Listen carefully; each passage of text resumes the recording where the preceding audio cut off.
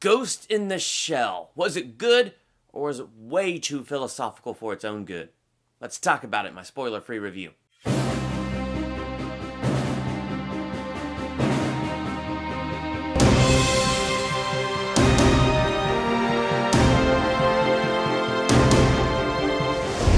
Welcome to Durbania. I'm Durbin, and this is my spoiler-free review for Ghost in the Shell. I enjoyed this movie overall. Like all movies, it got its positives and its negatives, so let's dive right into those positives.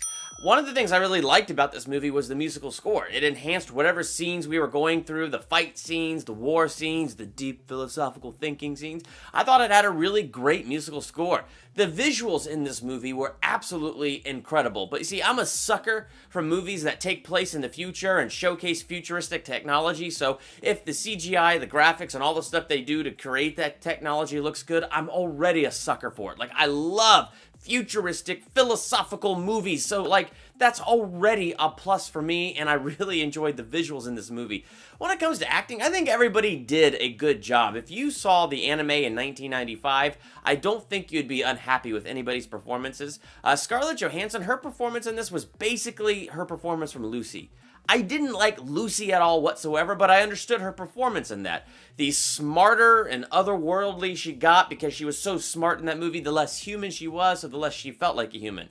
In this, she has a biological brain put into like a, robotic body. So she, was trying to portray something robotic, yet something that has a soul. So there was kind of that tension there between the robotic and the soul, and her performance came out a lot like Lucy. I'm not saying that's a bad thing. I'm just saying if you saw her performance in Lucy, that's pretty much the performance you're going to get from her in this one. So if you like that performance, you'll like this. You didn't like that performance, well, then you probably won't like this performance. The other thing that I found really interesting about this movie that is a positive for me is its story, is its philosophy. And one thing that really helped with that was watching the 1995 anime movie before going into this. Like, I hadn't seen that movie before, so I did it for that, reading way too much into video that I did, the philosophical thoughts I did on that, which was really fun to do, by the way.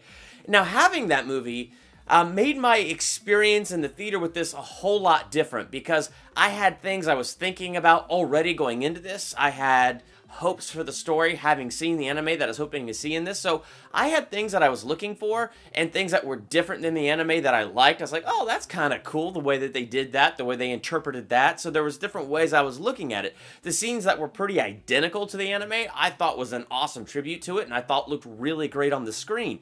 So I think having watched the anime for me personally going into this movie added to my experience. Now, in terms of story, you don't need the anime to understand what's going on. The movie is self-explanatory and self-contained, but it helped my experience and what I was looking for. But again, my biggest positive with this movie was the story and the philosophy of what constitutes identity. What is the real person? Like, because now you have a biological brain in this robotic body, so the soul is now in this body, but what makes the person? Is it the memories? Is it the shell? Is it the biological part of the brain? What is it? What is it that makes the person? And as the story was going through that, which this was Scarlett Johansson's journey, trying to get her memories back, trying to figure out who she really was, did she need her memories to tell her who she really was? That was really interesting to me.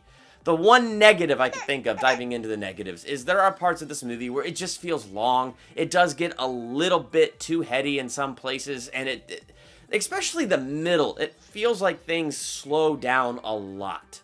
But beyond that, I really did enjoy the action, I enjoyed the visuals, I enjoyed the music, and I enjoyed the story. Still not in my top 5 movies of the year. I think I'm walking out of this movie giving it a B. I don't really feel like I have to see it anytime soon. I don't feel like I have to own it on Blu-ray, but I really did enjoy seeing it on the big screen, and I think you'd really enjoy seeing it on the big screen. Especially if you saw the 1995 anime and you liked the 1995 anime, then I think you would see this and enjoy this, and I think that anime gives you a really good base there. So, I don't know. That's my grade for this, giving it a B. If you saw Ghost in the Shell, what are your thoughts on this movie? Make sure to let me know in the comments. While you're there, hit that subscribe button and become a Durbanian. Next to the subscribe button is that bell. Click it. That way you're notified the moment I drop a new video. Got lots of great videos coming out this weekend and next week and all that fun stuff. So, well, always got some great videos coming out. So there you go. Anyway, check all of that out. Thank you so much for watching Durbania.